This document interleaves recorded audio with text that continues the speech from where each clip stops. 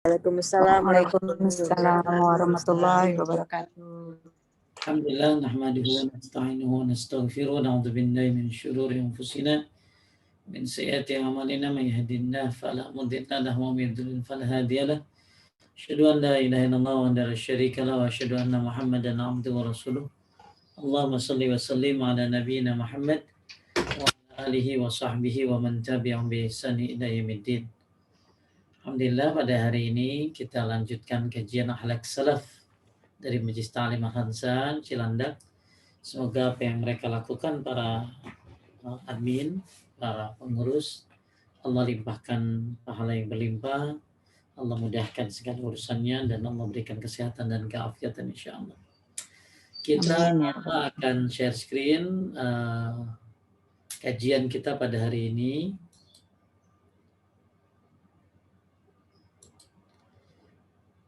Sampai di bercermin dari akhlak Rasulullah Shallallahu Alaihi Wasallam. Pada suatu hari, Ummul Mu'minin Aisyah radhiyallahu anha ditanya perihal akhlak Nabi Muhammad Shallallahu Alaihi Wasallam. Lalu dia menjawab, "Kana hulukuhul Quran." Akhlak beliau adalah Al-Quran. Akhlak beliau adalah Al-Quran. Apa maksudnya? Sungguh itu adalah gambaran yang singkat namun syarat makna. Aisyah menyifati Rasulullah dengan satu sifat yang mewakili seluruh sifat yang ada.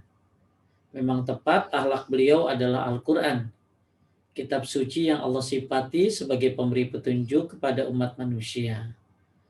Sebagaimana firman Allah, "Inna hadzal Qur'ana yahdi lillati hiya aqwam." Sungguh Al-Quran ini beri petunjuk ke jalan yang paling lurus. Kalau dilihat dari pembahasan para ulama, diantaranya adalah pembahasannya seperti ini. Berdasarkan juga hadis dari dalam surat Al-Qalam ayat 4, "Wa innaka la'ala khuluqin 'adzim." Dan sesungguhnya benar-benar berbudi pekerti yang agung. Maksudnya Nabi Muhammad SAW adalah memiliki budi pengerti yang agung. Dan Nabi SAW tadi bahwa akhlaknya adalah Al-Quran. Apa sih maksud daripada wa innaka la'ala khuluqin 'adzim? Jadi ada di sini juga ada nanti ya ayatnya. Intinya ayat-ayatnya banyak tentang bagaimana Allah Subhanahu wa taala menjadikan Al-Quran ini sebagai petunjuk kepada umat manusia. Yang pertama surat Al-Isra ayat 9. Yang kedua yahdi ila rusydi, memberi petunjuk pada jalan yang benar. Zalikal kitabul la raiba fi hudal lil muttaqin. Al-Quran itu adalah tidak ada keraguan padanya, petunjuk bagi orang yang bertakwa. Nah, bahkan akhlak Rasulullah adalah Al-Quran, kitab suci yang diberkahi dan tidak ada kebatilan di dalamnya. Inilah dalil-dalil ketika Aisyah ditanya tentang akhlak Nabi, maka dia menjawab, "Kana hulukuhul Quran." Bahwa akhlak beliau Nabi SAW adalah Al-Quran. Ya, kenapa? Maksudnya adalah bahwa Al-Quran adalah pemberi petunjuk kepada umat manusia. Sebagaimana firman-firman yang tadi sudah disebutkan, ya, kemudian juga di surat yang lain, tadi saya bilang di surat apa tadi? Surat Al-Qalam ayat 4, "Wa innaka la'ala khuluqin 'azim." Ya. Baik, kita lihat selanjutnya. Allah juga Subhanahu wa taala berfirman, "Wa innahu lakitabun aziz la yatihil batilu min baini yadihi wa la min khalfihi tanzilun min hakimin hamid." Boleh dibaca artinya siapa? Saya Pak Ustadz. Silakan. Bismillahirrahmanirrahim. Sesungguhnya Al-Quran itu adalah kitab yang mulia yang tidak akan didatangi oleh kebatilan, baik dari depan maupun dari belakang, pada masa lalu dan yang akan datang, yang diturunkan dari Rob yang maha bijaksana, maha terpuji. Lanjut. Al-Quran ini merangkum dengan baik seluruh dimensi akhlak mulia dan merangkai semuanya menjadi bangunan yang sempurna. Rasulullah telah menerapkan akhlak mulia dengan sebaik-baiknya. Dan karena itu dia berfirman, sungguh telah ada pada diri Rasulullah itu suri teladan yang baik bagimu, yaitu bagi orang yang mengharap rahmat Allah dan kedatangan hari kiamat dan yang banyak mengingat Allah. Baik, di sini ada kalimat laqad kana lakum fi Rasulillahi uswatun hasanah. Sungguh telah ada pada diri Rasulullah itu suri teladan yang baik bagimu. Uswatun hasanah, kita sering dengar kalimat ini. Bagi siapa? Bagi orang yang mengharapkan rahmat Allah, datangan hari kiamat, dan yang banyak mengingat Allah. Jadi ini masih menguatkan bahwa betapa contoh kita dalam berakhlak adalah Nabi Muhammad Sallallahu Alaihi Wasallam. Kemudian juga Allah berfirman, wa in tuti'uhu tahtadu, dan jika kamu taat kepadanya niscaya kamu mendapatkan petunjuk. Ya, dengan demikian siapa yang ingin menghiasi diri dengan akhlak mulia haruslah memperhatikan akhlak siapa? Akhlak Nabi Muhammad Sallallahu Alaihi Wasallam, lalu sungguh-sungguh meneladaninya. Cukuplah beliau sebagai teladan kita. Ya, cukuplah beliau menjadi petunjuk kita dalam berakhlak baik. Karena apa yang dilakukan oleh Nabi adalah pasti diperintahkan oleh Allah Subhanahu wa taala. Ini dari ayat-ayat Al-Qur'an. Ya, nah termasuk juga ya tadi sudah disebutkan surat Al-Qalam ayat 4. Lanjut Bu Nana. Sangat banyak riwayat yang menceritakan keagungan akhlak Rasulullah Shallallahu Alaihi Wasallam. Riwayat-riwayat tentang kehidupan beliau menjadi bukti nyata bagi kemuliaan akhlak tersebut. Bahkan terdapat saksi terbesar atas kemuliaannya berupa pujian langsung kepada beliau dari Rabb yang maha tinggi lagi maha besar. Sebagaimana firman-Nya, dan sesungguhnya engkau benar-benar berbudi pekerti yang luhur. Quran Surat Al-Qalam ayat 68. Surat 68 ayat 4. Alangkah indah penafsiran Ibnu Abbas terhadap ayat tersebut. Yang dimaksud ala khuluqin azim ialah berada di atas agama yang sangat mulia. Tidak ada agama yang lebih Allah cintai dan ridhoi bagi manusia agar mereka berada di bawah naungannya selain agama ini, Islam. Perhatikanlah Ibnu Abbas rahimahullah melalui penafsirannya menerangkan bahwa seluruh sendi agama Islam dipenuhi akhlak mulia. Sehingga orang yang akhlaknya lebih mulia daripada kita, berarti derajat agamanya pun lebih tinggi.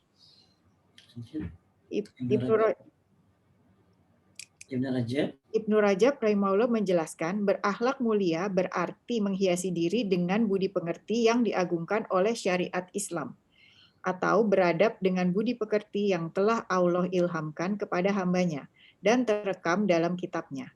Yang demikian, sebagaimana firman-Nya tentang Rasulullah Muhammad, dan sesungguhnya engkau benar-benar berbudi pengerti yang luhur.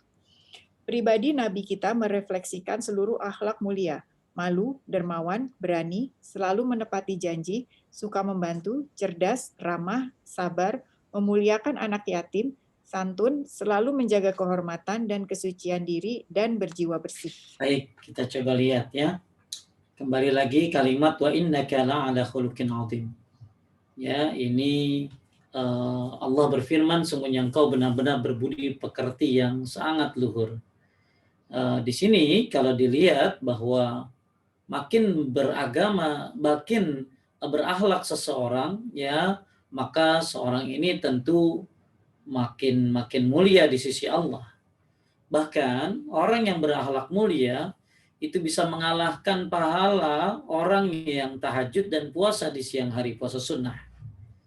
Ya, siapa yang berakhlak baik dalam sebuah riwayat itu mengalahkan pahala, siapa yang berakhlak maka dia mengalahkan pahala orang yang berpuasa dan orang puasa sunnah dan orang yang sholat tahajud di malam hari. Ya, luar biasa tuh. Keutamaan orang berakhlak tuh sampai seperti itu ya. Jadi orang berakhlak itu bisa mengalahkan pahala orang yang tahajud di malam hari dan puasa di siang hari. Nah sekarang gimana kalau ibu sudah tahajud, sudah juga puasa sunnah, tapi juga berakhlak. Masya Allah. Ya, maka ada dua hal yang sangat penting untuk zaman-zaman sekarang ini, yaitu tauhid dan akhlak. Ya, dan kemudian kalau kita lihat ya bagaimana timbangan di akhirat pun akan berat karena akhlak. Timbangan di akhirat pun akan berat karena akhlak. Ya, askalul mizanul mu'min yaumal qiyamah khuluqun hasanun. Timbangan terberat seorang mukmin di akhirat adalah akhlak yang baik. Bahkan akhlak yang baik itu bukan hanya menyebabkan kita lebih baik daripada yang tahajud dan yang puasa. Orang yang berakhlak baik itu bukan hanya berat timbangannya, bahkan nanti orang yang berakhlak baik itu adalah dekat dengan Nabi Shallallahu Alaihi Wasallam. Yang paling dekat majlisnya dengan Nabi Shallallahu Alaihi Wasallam adalah orang yang memiliki akhlak yang baik. Bahkan mereka orang-orang yang berakhlak baik, mudah bergaul, lemah ramah ya kepada orang lain, ya suka memudahkan, maka dia akan dihindari dari api neraka. Banyak sekali keutamaan-keutamaan akhlak yang baik. Dan siapa pelopor dari akhlak yang baik? Tak lain dan tak bukan adalah Nabi kita Muhammad Sallallahu Alaihi Wasallam, dan beliau telah dipuji oleh Allah Subhanahu Wa Taala. Kalau akhlak kita ya belum tentu dipuji orang ya. Kalau menurut teman kita sih akhlak kita baik kali ya. Tapi menurut suamimu gimana? Ya, menurut istrimu gimana akhlakmu? Maka pandangan orang berbeda-beda terhadap kita. Karena orang melihat mungkin yang dilihat sama dia ya yang baik aja. Begitu melihat kita. Yang dilihat sama istri yang jeleknya aja. Yang dilihat sama suami yang jeleknya aja. Makanya nah ini yang dilihat ya oleh Allah Subhanahu wa taala. Wa innaka la'ala khuluqin 'adzim. Sungguh engkau benar berbudi pekerti yang luhur. Maka pantas kalau kita mencontoh beliau. Nanti akan kita bahas bagaimana akhlak-akhlak beliau ya. Kemudian juga tadi ya Ibnu Rajab rahimahullah menjelaskan berakhlak mulia berarti menghiasi diri dengan budi pekerti yang diagungkan oleh syariat Islam. Orang tanda haji mabrur aja cuma 2 kok. It'amut ta'am wa tibil kalam. Suka ngasih makan dan berkata-kata baik. Ya. Orang yang hajinya mabrur tuh tandanya itu tuh. Ya, bersuka sedekah dan tata-tatanya baik. Jadi kata Ibnu Rajab, berakhlak mulia berarti menghiasi diri dengan budi pekerti yang diagungkan oleh syariat Islam, atau beradab dengan budi pekerti yang telah Allah diilhamkan kepadanya dan terekam dalam kitabnya. Yang baik-baiknya tadi ya wa innaka la'ala khuluqin 'adzim. Nah, kalau dilihat ya apa aja sih ya yang terdapat akhlak pada Nabi? Pertama, malu. Luar biasa ya.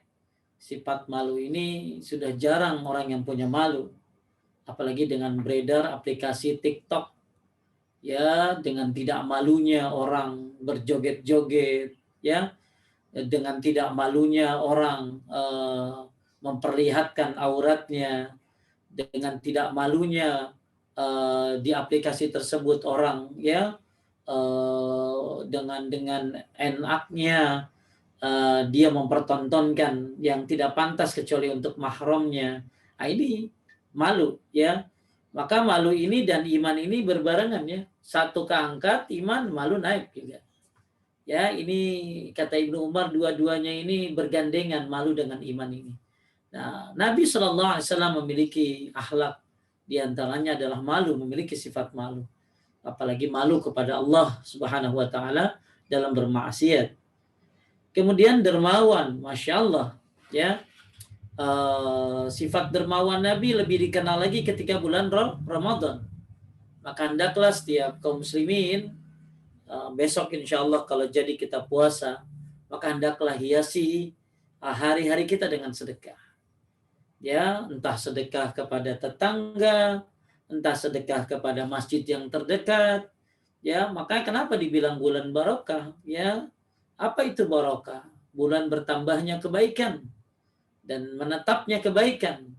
Maka kita besok insya Allah berada dalam Syahrul Mubarak. Yang sayang sekali kalau di dalam bulan keberkahan itu tidak ada kedermawanan kita. Sayang sekali kalau tidak ada kedermawanan kita di dalamnya. Kedermawanan ini harus ada pada diri kita. Ya, apalagi di bulan Ramadan, Dan Nabi Shallallahu Alaihi Wasallam luar biasa. Kalau masuk bulan Ramadan itu, ya beliau sangat-sangat luar biasa dalam bersedekah. Kalau kita lihat ya di sini nih, lihat bagaimana Ramadan akan mengajarkan akhlak mulia. Jadi Ramadan ini, masya Allah, ya bukan hanya kita dapat pahala ya, tapi bulan Ramadan ini mengajarkan kita akhlak mulia. Coba kita lihat, coba Nurul. Ya Ustaz. Ya. Bismillah. Kita bisa tarik faedah di bulan Ramadan. Ternyata Ramadan mengajarkan akhlak yang mulia. Saat berpuasa wajib meninggalkan dusta sebagaimana disebutkan dalam hadis. Barang siapa yang tidak meninggalkan perkataan dusta, malah mengamalkannya, maka Allah tidak butuh dari rasa lapar dan haus yang dia tahan. Lihatlah bagaimana akibat dusta dalam puasa. Seseorang tidak mendapatkan apa-apa. Baik, coba Bu Nurul. Dusta ini bagian daripada akhlak buruk? Iya, Ustaz. Ya kan? Makanya bulan Ramadan ini ya hati-hati berkata-kata dusta. Ya, bohong itu nggak boleh. Nggak ada bohong putih ya. Yang nggak ada bohong putih, yang ada bawang putih. Ada bawang putih. Ya. Tapi kalau bohong putih ya kagak ada. Ada orang ibu-ibu bilang, kan bohong putih Pak Ustadz. Dari mana bohong putih itu? Ya ada bohong yang dibolehkan memang. Yang mendamaikan dua orang yang sedang bertikai. Seorang istri yang ingin menyenangi suaminya atau sebaliknya. Kemudian dalam peperangan. Ya, dalam peperangan. Akan tetapi selain itu ya tidak ada, ya. Oleh karena itu siapa? Man lam yada' qaula zur, barang siapa yang tidak meninggalkan perkataan dusta.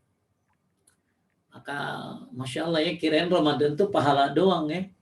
Kirain Ramadan itu kita ibadah doang. Tapi ternyata Ramadan kita dididik ya. Ramadan kita dididik untuk apa? Dididik untuk menjadi akhlak yang mulia. Berarti otomatis Ramadan ini guru. Ya, Ramadan ini guru. Banyak orang fokus Ramadan baca Quran. Banyak orang fokus Ramadan ya puasa, tentunya taraweh. Padahal salah satu ya yang diajarkan oleh Allah lewat Ramadan adalah kita diajarkan untuk berakhlak mulia, diantaranya adalah sikap jujur. Siapa yang tidak meninggalkan perkataan dusta, malah mengamalkannya, maka Allah tidak butuh dari rasa lapar dan haus yang dia tahan. Maka orang puasa itu kan ada 3 tingkatannya. Tingkatan awam itu orang yang puasanya cuma nahan lapar haus doang. Tapi kagak nahan mulut, kagak nahan mata. Tingkatan berikutnya, ya puasanya orang khusus. Yaitu menahan lapar haus, nahan mulut, nahan mata. Tuh puasanya mudah-mudahan kita bisa itu. Yang terakhir lebih baik lagi, khusus bil khusus. Pahala ada orang yang puasa nahan lapar, haus, nahan mulut, nahan mata, dan nahan hati. Maksudnya nahan hati dari kekotoran, Masya Allah. Jadi Ramadan mengajarkan kita berakhlak mulia. Coba lihat deh. Orang kalau mau bohong mikir Ramadan tuh. Coba. Nana, kalau Ramadan, Siska. Orang kalau mau bohong, kamu misalnya mau bohong, mikir nggak Ramadan? Mikir sih Ustadz. Mikir, aduh. Takut puasanya nggak terima. Takut nggak diterima kan? Gitu. Iya. Jadi manusia itu memang dipaksa untuk Ramadan ini berakhlak baik. Ya, tapi jangan nungguin maghrib ya, baru dia bohong ya, jangan gitu loh. Ya, coba lihat lagi, lanjut. Ya, Nurul, lagi nyetir nggak, susah nggak? Coba. Enggak. Ya, silakan. Di antara akhlak yang wajib ditinggalkan lagi adalah suka mencela atau menghina orang lain.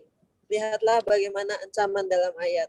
Kecelakaanlah bagi setiap pengumpat lagi pencela. Kata Ibnu Abbas, Adalah mencela dan menjelekkan. Yang mana sih? Sedangkan while dalam ayat bisa berarti ancaman, celaka, atau bisa berarti nama lembah di neraka. Ini menunjukkan bahwa bagi orang yang banyak mencela saat berpuasa, hati-hati ya. Jadi jangan apa ya, mencela itu kayak bully-bully ya. ya, membuli-buli orang, mencela orang, ya. Nah, ini kan kadang-kadang kalau naik mobil ibu, ya, di luar Ramadan, coba lihat deh. Di Instagram banyak nggak orang berantem di jalanan? Ya saya kalau ya banyak banget ya. Sampai-sampai ngomong kotor, ngeludahin dan lain sebagainya. Ya sempat viral kejadian-kejadian orang melakukan bawa senjata, nodongin dengan hal-hal yang sepele saja. Mudah-mudahan ya Ramadan ya kita bisa benar-benar dididik sehingga keluar dari Ramadan kita bisa menjalani 11 bulan selanjutnya. Maka insya Allah kalau yang Ramadannya bagus, kesananya bagus gitu loh. Ya Ramadannya bagus, Ramadannya dia benar-benar jalani dengan baik, Allah mudahkan dia menjadi orang baik 11 bulan selanjutnya. Jadi di antara akhlak wajib yang ditinggalkan selain dia berdusta, maka di antaranya adalah akhlak yang wajib ditinggalkan adalah mencela atau menghina orang lain sebagaimana wailul likulli humazatin lumazah. Kalau humazah itu ada yang menyebutkan pakai ini ya, pakai mulut. Tapi kalau lumazah itu pakai ini teh, pakai isyarat. Mata. Ya, pakai mata, ya. Ya. Ya, ya. Jadi ibu nggak bisa nyela pakai mulut, nggak bisa nyela pakai mulut, pakai kata-kata ya pakai mata, pakai ini hati-hati. Kemudian kata Ibnu Abbas adalah mencela dan termasuk dalam mencela adalah mencela saudara yang telah bertobat dari dosa. Ini apalagi nih? Kita jangan sampai mencela saudaranya yang bertobat dari dosa. Coba Siska baca dari Muaz bin Jabal.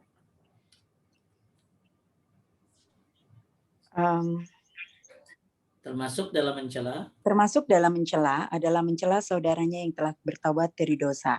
Dari Muaz bin Jabal, ia berkata bahwa Rasulullah SAW bersabda, siapa yang menjelek-jelekan saudaranya karena suatu dosa, maka ia tidak akan mati kecuali mengamalkan dosa tersebut. Hadis riwayat Tirmizi.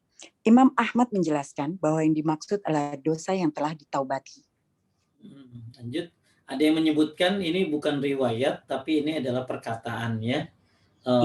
Jadi siapa yang menjelek-jelekan saudaranya karena suatu dosa, maka tidak akan mati kecuali meninggalkan dosa tersebut. Jadi jangan suka, misalnya ada orang tobat, orang bekas pelacur ya, kemudian kita katain dia, ya, kita katain, padahal dia udah bertobat, ini nggak boleh termasuk. Maka ditakutkan akan mati dalam mengamalkan dosa tersebut. Naudzubillah. Ya, jadi intinya mencela nggak boleh, apalagi mencela orang yang sudah bertobat. Terus dalam Majalis Salikin, lanjut Ibnu. Hadis di atas bukan maknanya adalah dilarang mengingkari kemungkaran. Dilarang, benar ya Ustadz ya? Ya, mengingkari kemungkaran. Dalam mengingkari kemungkaran. Ta'ir menjelek-jelekan yang disebutkan dalam hadis berbeda dengan mengingkari kemungkaran. Karena menjelek-jelekan mengandung kesombongan atau meremehkan orang lain dan merasa diri telah bersih dari dosa. Sedangkan mengingkari kemungkaran dilakukan lillahi ta'ala. Ikhlas karena Allah, bukan karena kesombongan. Bedain ya antara kita bedain antara membuli, mencela dengan mengingkari kemungkaran, betul? Kalau membuli mencela berarti kayak ada kesombongan di kita. Tapi kalau kita amar ma'ruf nahi munkar ya, kita mencegah sebuah kemungkaran dan dilakukan ikhlas karena Allah Ta'ala. Lanjut Intinya, secara umum puasa mengajarkan akhlak yang mulia. Jangan sampai puasa kita jadi sia-sia karena sikap atau tingkah laku kita yang jelek pada orang lain. Secara umum di setiap waktu, Islam mengajarkan kita akhlak yang mulia. Dari Abu Ad-Darda, ia berkata bahwa Rasulullah SAW bersabda, tidaklah sesuatu yang lebih berat di timbangan selain akhlak yang mulia. Semoga dengan akhlak mulia semakin memberatkan timbangan amalan kita. Baik, inilah, jadi kita harus sadari bahwa Ramadan bukan hanya puasa saja, bukan hanya baca Quran saja, akan tetapi Ramadan juga mengajarkan kita untuk apa? Ramadan mengajarkan kita, maaf saya belum mute all ya. Nanti dinyalain lagi ya, itu yang co-host ya. Suka ada yang bocor. Baik. Jadi Ramadan mengajarkan kita untuk berakhlak mulia, di antaranya kata-kata jujur, tidak boleh mencela, bahkan ya tidak boleh kita mengganggu orang di bulan Ramadan itu. Ya, bahkan ketika kita diajak untuk melakukan suatu keburukan, maka katakan, aku sedang berpuasa. Wah, diajakin berantem, maaf saya lagi puasa. Ya, nggak boleh nanti maghrib aja gitu lah. Ya, diajakin apa ya, melakukan hal yang dilarang, apalagi maaf saya lagi puasa. Katakan ini shaim, aku sedang berpuasa. Ya, nggak boleh mengganggu orang tuh, ya, nggak boleh teriak-teriak harusnya. Kemudian juga nggak bulan Ramadan ini ya bahkan dilarang gibah. Masya Allah, gibah tuh akhlak buruk sekali ya. Tadi sudah saya bahas sedikit bagaimana bahaya gibah. Salah satunya merobek tameng puasa. Jadi Masya Allah, Al-Quran, Nabi Shallallahu Alaihi Wasallam mengajarkan kita untuk apa tadi? Untuk berakhlak baik, apalagi Masya Allah kita akan masuk pada bulan Ramadan. Sebentar, hilang kalimatnya.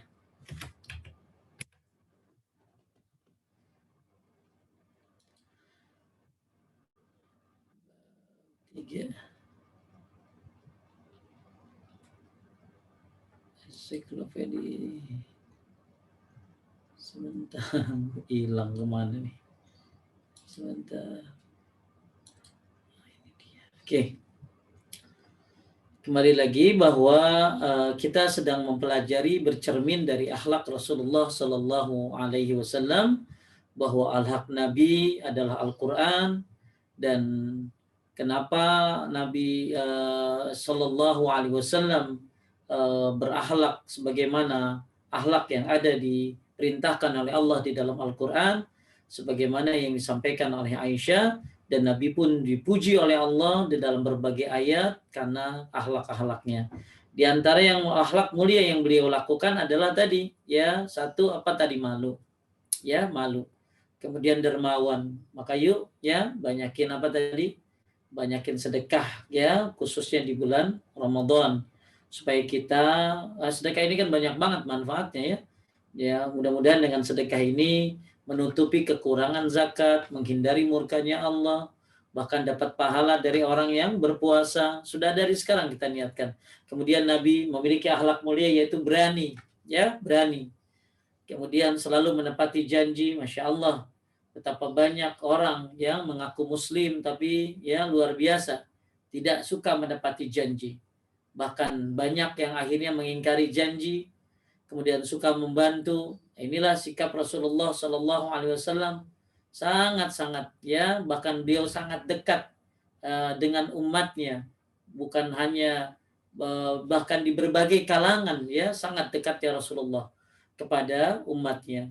Kemudian cerdas pula, ya, jelas, Masya Allah, ya. Kemudian ramah, ya, sabar, memuliakan anak yatim, Masya Allah, ya. Kemudian santun, selalu menjaga kehormatan dan kesucian diri dan berjiwa bersih. Lanjut kepada Siska, lanjut Ibnu Qayyim. Ibnu Qayyim berkata, di dalam diri Muhammad terdapat perpaduan antara ketakwaan kepada Allah dan budi pekerti yang luhur. Ketakwaan akan memperbaiki hubungan hamba dengan Rabb-nya, sedangkan akhlak yang mulia akan memperbaiki hubungannya dengan sesama. Jadi, takwa ini akan melahirkan kecintaan Allah kepada dirinya, dan akhlak mulia akan memunculkan kecintaan manusia terhadapnya. Jadi Nabi Shallallahu Alaihi Wasallam ada dua perpaduan di sini. Perpaduan antara apa? Antara ketakwaan dan budi pekerti yang luhur. Jadi Nabi memiliki ketakwaan kepada Allah dan budi pekerti yang luhur. Ketika seseorang bertakwa, ketika seorang bertakwa akan memperbaiki hubungannya dengan Allah. Anda bertakwa kepada Allah, berarti Anda memperbaiki hubungan hamba dengan Rabb-nya. Dan ketika manusia berakhlak mulia, maka dia sedang memperbaiki hubungannya dengan sesama manusia. Ya, Nah, makanya mudah-mudahan kita memiliki takwa dan akhlak yang baik, memiliki takwa dan budi pekerti yang luhur. Malah Ibnu Taimiyah menyebutkan ya yang namanya akhlak ini kayak olahraga gitu loh. Olahraga itu ada 3. Satu olahraga badan, ya dengan cara bergerak, ya berjalan, bil harakah wal masyi. Kemudian ada lagi olahraga pikiran dengan mempelajari, memperdalam sesuatu ilmu. Nah, kata beliau, olahraga jiwa adalah berakhlak yang baik. Olahraga jiwa adalah berakhlak yang baik. Sering banget orang olahraga main sepeda ya, itu baru olahraga apa? Olahraga badan. Sering banget ibu-ibu kajian kan begini kan? Nah, ini olahraga apa? Pikiran. Nah, sekarang bagaimana olahraga jiwa? Bagaimana olahraga jiwa ini? Yaitu dengan berakhlak yang baik, dengan memberi teladan yang baik. Inilah 3 olahraga yang mudah-mudahan kita bisa jalankan semuanya. Nah, ketika manusia memiliki 2 hubungan yang baik, satu hubungan hamba dengan Rabb-nya bagus, Masya Allah. Yang kedua, hubungan hamba dengan hamba. Jangan sampai hubungan hamba dengan hamba dijalani hubungan sama Allah kagak. Ini orang ya nyari yang penting dikerjain, yang paling penting kagak. Sholat kagak, tapi sama tetangga baik. Kan ada orang begitu tuh. Yang penting kita mah kagak ganggu orang.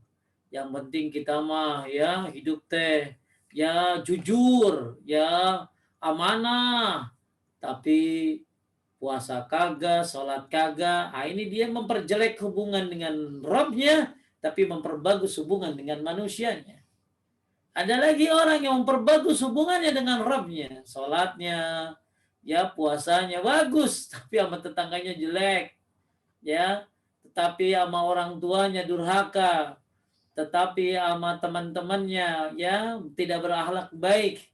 Ya, bahkan kata Imam Asy-Syatibi, di antara manusia yang berbahagia adalah memiliki teman-teman yang baik dan dia berbuat baik kepada teman-temannya. Jadi 2 ini bagus kita raih ya, kedekatan kita kepada Rabb ya, dan yang kedua kedekatan kita kepada sesama manusia. Inilah takwa dan akhlak. Takwa dan akhlak ya. Dan insyaallah Ramadan menjadikan kita la'allakum tattaqun. Ramadan menjadikan kita manusia yang berakhlak, bertakwa. Dan ternyata Ramadan juga mengajarkan kita tentang akhlak. Kemudian banyak riwayat yang menggambarkan betapa agung dan mulianya akhlak Rasulullah. Berikut diantaranya yang kami nukil dari 2 sahabat terdekat beliau. Ibnu Umar radhiyallahu anhu menegaskan sungguh Rasulullah sallallahu alaihi wasallam tidak pernah berkata kotor, berbuat keji, atau berpura-pura sekedar untuk membuat orang lain tertawa. Ada nggak orang yang ngelucu tapi bikin orang ketawa? Bohong tapi pengen biar orang ketawa? Banyak. Ya, ada nggak Nurul? Banyak Ustadz. Iya. Di TV. Di TV banyak Ustaz. Lu lahir di Pengki ya? Wah, mana padahal nggak di Pengki lahirnya gitu loh. Wah, sampai kadang-kadang dia ngelucu bawa bapaknya kan? Ya, bawa bapaknya dijelek-jelekin. Orang ketawa. Tapi orang kayak begini, orang yang berbohong. Jadi Nabi itu melarang berbohong walaupun lagi bercanda loh. Jadi prank-prank itu nggak boleh. Kenapa? Itu kan katanya bercanda. Jadi lihat bagaimana Nabi Shallallahu Alaihi Wasallam tidak pernah berkata kotor, berbuat keji atau berpura-pura walaupun sekedar membuat orang lain tertawa. Tidak sedikit orang pengen orang lain ketawa tapi berbohong. Bahkan gak sedikit ya menzolimi orang lain supaya orang lain tertawa. Baik, kita lihat itu satu dari Ibnu Umar radhiyallahu anhu. Sahabat yang senantiasa, nah ini Anas bin Malik ya, kita akan lihat bagaimana orang yang dekat sama Nabi yang dari usia 10 tahun ya, Anas bin Malik radhiyallahu an, yang sampai-sampai Nabi SAW mendoakan Anas dengan 3 doa. Berkahi umurnya, berkahi umurnya, hartanya, dan keturunannya. Siapa tadi yang doain namanya? Anas bin Malik. Anas bin Malik ini akan bercerita bagaimana Rasulullah Shallallahu Alaihi Wasallam. Lanjut, Nana. Sahabat yang senantiasa dan setia melayani Rasulullah, Anas bin Malik radhiyallahu an, benar-benar merasakan betapa beliau adalah manusia yang paling mulia akhlaknya. Dia bercerita, aku tidak pernah menyentuh kain sutra yang lebih halus daripada telapak tangan Nabi. Sebagaimana aku tidak pernah mencium wewangian yang lebih harum daripada badan Nabi. Selama 10 tahun melayani beliau, aku tidak pernah mendengarnya mengucapkan hardikan ah. Beliau juga tidak pernah memarahiku dengan teguran. Kenapa kamu melakukan hal ini? Atau perkataan, mengapa kamu tidak melakukan seperti itu? Coba, Bu Nana punya pembantu? Punya, Pak Ustadz. Ya, sudah berapa kali ngomong ah? Sering, Pak Ustadz. Ya, Masya Allah ya kita ya. Nabi, jadi Anas bin Malik ini jadi gini, waktu Nabi ke Madinah, orang-orang kan pada ngasih hadiah sama Nabi. Tapi Anas bin Malik ini ibunya nggak punya apa-apa ngasih Nabi. Maka dia titipin anaknya untuk membantu Nabi.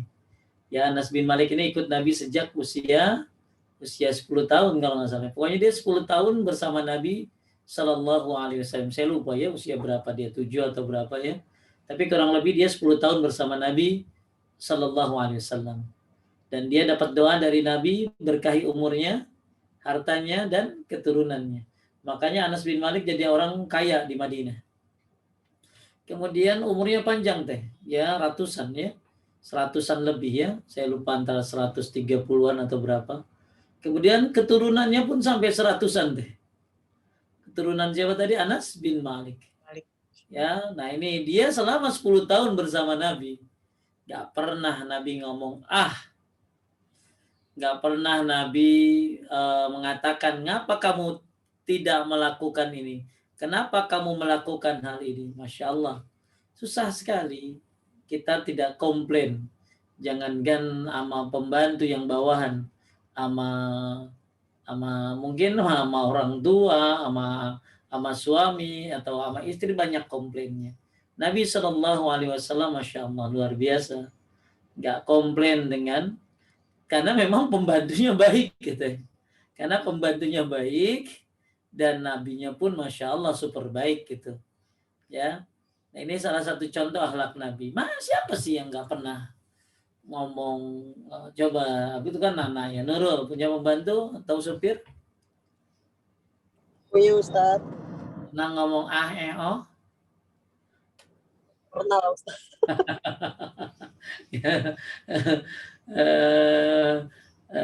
Siska pernah melotot pembantu?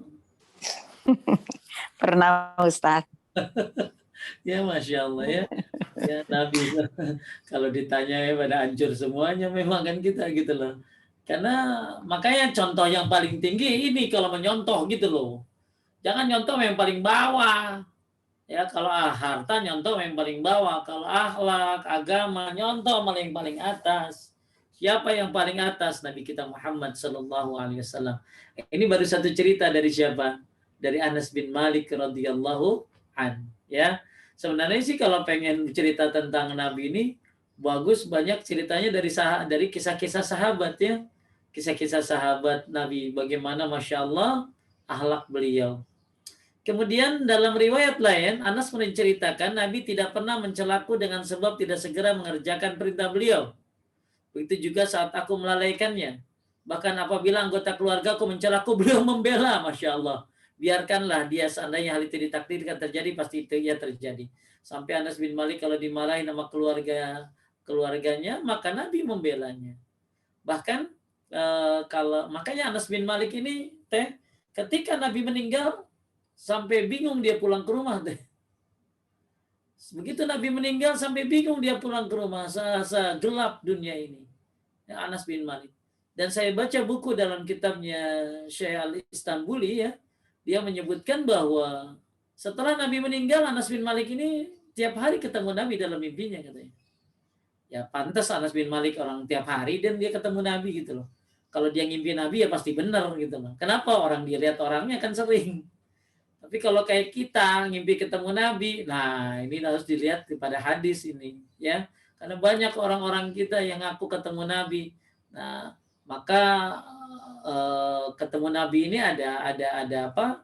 Ada yang pasti benar ketemu Nabi adalah para sahabat, ya. Yang kedua, kalau orang bisa ketemu Nabi zaman sekarang, maka harus dikembalikan kepada hadis, ya, rambutnya ini dan lain sebagainya, ya. Baik, bahkan ketika Nabi Shallallahu Alaihi Wasallam, ya, ketika Nabi Sallallahu Alaihi Wasallam datang ke rumah, nanya sama Aisyah, ada makanan enggak? Enggak ada ya Rasulullah. Ya udah, kalau ya aku berpuasa. Masya Allah. Coba Bu Siska, kalau laki datang ke rumah, ada makanan enggak? Enggak ada. Ya, luar biasa kalau suami bisa bilang begini, ya. Ya sudah, aku puasa deh. GoFood, Ustaz, langsung GoFood. Langsung kalau lagi zaman sekarang, ada makanan nggak? Nggak ada. Langsung mesen sendiri, dia GoFood gitu ya. Nah, Nabi Shallallahu Alaihi Wasallam gitu nanya. Maka ini jadi dalil kalau puasa sunnah boleh nggak niat malam, dadakan boleh gitu loh. Misalnya kita belum makan pagi-pagi, siang pagi belum makan sampai jam 10, tiba-tiba nggak lapar. Kemudian akhirnya puasa aja Senin boleh tuh asal belum makan gitu ya. Boleh dadakan berdasarkan hadis tadi Aisyah ditanya ada makanan nggak ada. Ya kalau gitu aku puasa. Masya Allah, ya. Kita lihat kesempatan lain, ya. Anas menuturkan, lanjut Nana. Pada kesempatan lain, Anas menuturkan, suatu ketika aku berjalan bersama Nabi. Ketika itu beliau mengenakan selendang tebal dari Najran. Tiba-tiba seorang Arab Badui menghampiri beliau, lalu menarik selendang itu dengan keras. Aku bahkan melihat pundak beliau yang sedikit berbekas akibat tarikan kasar orang tersebut. Orang Badui itu pun berseru, "Hai Muhammad, berikan harta Allah yang ada padamu ini." Beliau menengok kepadanya sambil tersenyum, kemudian menyuruhku agar memberikan selendang tadi. Masya Allah, sampai kayak beda apa sih teh merah ya. Diambil selendangnya sama orang Baduy coba. Tapi Nabi Masya Allah sabar banget ya. Ya, malah dia ngomongnya nggak pakai ya Rasulullah teh. Hai Muhammad, Masya Allah. Ya, orang sahabat manggil ya Rasulullah, ya Rasulullah. Ya ini manggil hai Muhammad. Coba banyak orang kan kalau dipanggil namanya langsung marah banget kan. Apalagi udah haji, kagak dipanggil Pak Haji kagak mau dia. Bu Nurul nggak nengok. Bu Nurul nggak nengok. Bu Hajjah Nurul baru nengok dia. Jadi ada orang narik selendang Nabi sampai Nabi merah. Kemudian dia ngomong, hai Muhammad. Astagfirullah ya. Berikanlah harta Allah yang ada padamu ini. Nabi nengok sambil tersenyum. Lalu ya, dikasih selendangnya. Susah kayaknya ya. Masya Allah, luar biasa ya akhlak. Ini nih belajar akhlak dari jangan belajar akhlak dari yang lain dah. Dari Nabi Muhammad Sallallahu Alaihi Wasallam ya. Ini bagaimana beliau ya kayak ada Baduy kencing di mana di masjid kan. Ya para sahabat kan marah, masjid dikencingin. Coba kalau misalnya Nana ya lagi megang selop yang berapa 30 cm, ada orang kencing di masjid, bisa dilempar itu sama selop begitu. Ya, tapi Nabi membiarkan apa? Biarin kencing. Biar selesai dulu, baru disiram deh tuh. Coba kalau dimarahin dia kabur itu Baduynya bisa kencing di terewer-ewer, bisa kagak jelas najisnya. Ya Nabi Shallallahu Alaihi Wasallam. Jadi Nabi sabar sama orang Baduy, ya namanya juga orang Baduy ya. Aisyah bertutur. Lanjut, Nana mau baca siapa? Nurul membaca. Ya Ustaz. Aisyah bertutur, apabila dihadapkan pada dua pilihan, Nabi pasti memilih yang paling ringan atau mudah selama itu tidak termasuk dosa. Adapun jika dihadapkan pada pilihan yang mengandung dosa, maka beliau adalah orang yang paling menjauhinya. Beliau tidak pernah menuntut balas perlakuan buruk orang lain karena alasan pribadi. Namun apabila ada hukum Allah yang dilanggar, beliau pasti menjatuhkan hukuman semata-mata karena membelanya. Jadi kalau pribadinya dihina, ya Nabi SAW sabar ya. Tapi kalau hukum Allah yang dilanggar, beliau pasti menjatuhkan hukuman semata karena membelanya. Masya Allah. Aisyah juga menuturkan tidak pernah sekalipun Nabi menggunakan tangan untuk memukul wanita atau pembantu. Beliau hanya menggunakan tangannya pada saat perang. Padahal mereka Nabi pemberani ya. Pemberani, pejuang, Masya Allah. Ya, ganteng. Wah, pokoknya luar biasa lah. Bahkan Nabi pernah motong 70 ekor onta sendirian. Coba, 70 onta, sisanya Ali 30. Kayak apa kekuatan Nabi SAW? Keperkasaan beliau. Tapi tidak pernah keperkasaannya itu dipergunakan untuk memukul orang yang tidak berdaya, apalagi memukul wanita atau pembantu. Ya, maka wahai para suami, ya jangan kau pukul istrimu, jangan kau pukul pembantumu. Ya, beliau hanya mempergunakan tangannya untuk berperang. Ya, bayangin ya, luar biasa. Orang kalau coba deh, kalau ada ya nggak tahu ya, kalau ada orang punya kekuatan lebih, biasanya kan suka main gampang ini kan? Ya Mas Siska. Kalau ada orang punya badan stereo apa gitu loh, biasanya kan gampang banget kali ya. ya emosi, gampang emosi ya, dilihat badannya gede gitu loh. Wah, tapi kekuatannya hebat, wah bisa petantang petenteng gitu. Tapi Nabi SAW, Masya Allah, ini contoh yang luar biasa manusia, insan kamil ya. Beliau tidak pernah bahkan beliau tidak pernah menuntut balas perlakuan buruk seseorang kecuali yang berkaitan dengan hukum Allah. Jika sudah demikian, beliau akan menegakkan hukuman bagi sepelaku demi membela agamanya.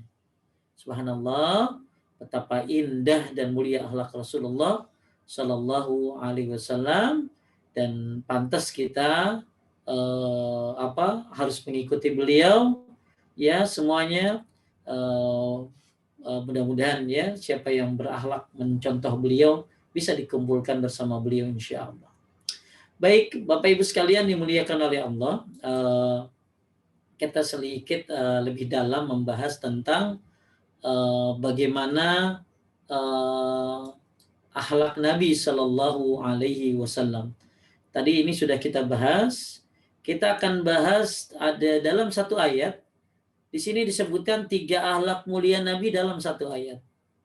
3 akhlak Nabi dalam satu ayat. Laqad ja'akum rasulun min anfusikum azizun 'alaihi ma 'anittum harisun 'alaikum bil mu'minina raufur rahim. Itu udah habis ya bahasannya Teh? Teh di kitab udah habis ya? Kita tutup bab ini ya. Udah bab itu habis ya? Iya. Ya, udah habis. Ya, baik. Jadi sebelum kita masuk kepada pembahasan ini, jadi tadi kita belajar bagaimana akhlak Rasulullah Sallallahu Alaihi Wasallam yang patut kita contoh dan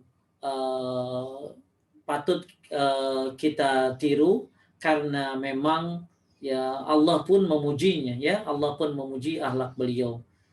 Dan pada bulan Ramadan ini yuk kita tingkatkan akhlak kita di bulan Ramadan. Dan salah satunya tadi sudah kita bahas bahwa bulan Ramadan ini bukan bulan yang hanya kita berpuasa dan lakukan ibadah, tapi ternyata kita juga diajar untuk berakhlak baik. Diajar kita untuk berakhlak baik. Di antara akhlak-akhlak baik yang akan dan harus kita lakukan di bulan Ramadan adalah menahan apa tadi? Menahan apa tadi? Menahan dari berkata apa tadi? Berkata dusta. Ya, hati-hati berkata dusta, maka puasa kita tidak akan dibutuhkan oleh Allah Subhanahu wa taala. Ya, dan Nabi orang yang tidak pernah berdusta. Bahkan kalau kita lihat dari surat Qul ya ayyuhal kafirun, itu kan turun di Makkah ya. Nabi dalam istilahnya Nabi Shallallahu Alaihi Wasallam itu ketika di Mekah itu ya masih dalam keadaan tertindas, tapi begitu diperintahkan oleh Allah untuk menyampaikan dakwah, maaf, surat Al-Masad yaitu Al-Lahab, ya tabbat syada abi lahabi wa tab, ya Nabi nggak berbohong, Nabi sampaikan apa adanya, tabbat syada abi lahabi wa tab. Nabi kan Allah berfirman wa anzir ashiratakal aqrabin, peringati keluargamu yang terdekat. Maka Nabi Shallallahu Alaihi Wasallam mengajak kaumnya Quraisy untuk masuk Islam, tapi luar biasa Nabi dicaci maki luar biasa, dan kesabarannya beliau luar biasa. Ya, kesabaran beliau sampai menghadapi paman-pamannya. Kan paman Nabi ini ya ada 3, satu yang mendukung Islam, yang masuk ke dalam Islam, Hamzah dan Al-Abbas. Kemudian yang mendukung Islam tapi tidak masuk Islam, yaitu pamannya, ya bapak dari Ali bin Abi Thalib, ya. Kemudian yang ketiga adalah paman-pamannya yang memusuhi beliau. Di antaranya adalah Abu Lahab. Bagaimana, masya Allah, ya Nabi SAW sabar banget ngadepin siapa? Ngadepin Abu Lahab, yang kerjaannya di dalam tafsir Ibnu Katsir disebutkan memata-matai Nabi. Ya, memata-matai Nabi, menjelek-jelekan Nabi.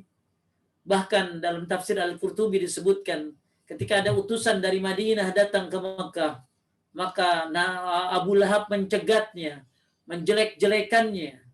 Ya, sebelum orang ini ketemu sama Nabi dijelek-jelekin dulu tuh. Bahkan lebih parah lagi istri daripada Abu Lahab. Siapa istri daripada Abu Lahab? Ummu Jamil. Ya, Ummu Jamil. Beliau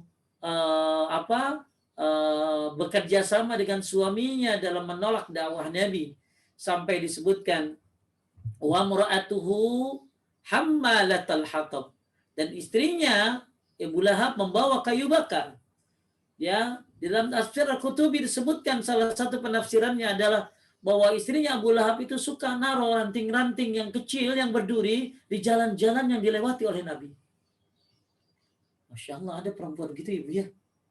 Ya, jadi Ummu Jamil ini nyari kayu bakar dan dia lemparkan kayu-kayu bakar yang tajam-tajamnya kecil-kecil itu di jalan-jalan yang dilewati oleh Nabi Shallallahu Alaihi Wasallam. Tapi masya Allah, ya sabarnya Nabi dalam terhadap tindakannya tersebut.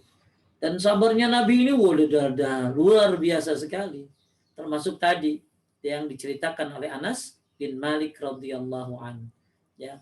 Kemudian juga aplikasi akhlak Nabi ini bagus banget kalau kita lakukan di bulan Ramadan. Ya, di antaranya tadi sifat malu ya. Sifat malu, hendaklah kalian malu.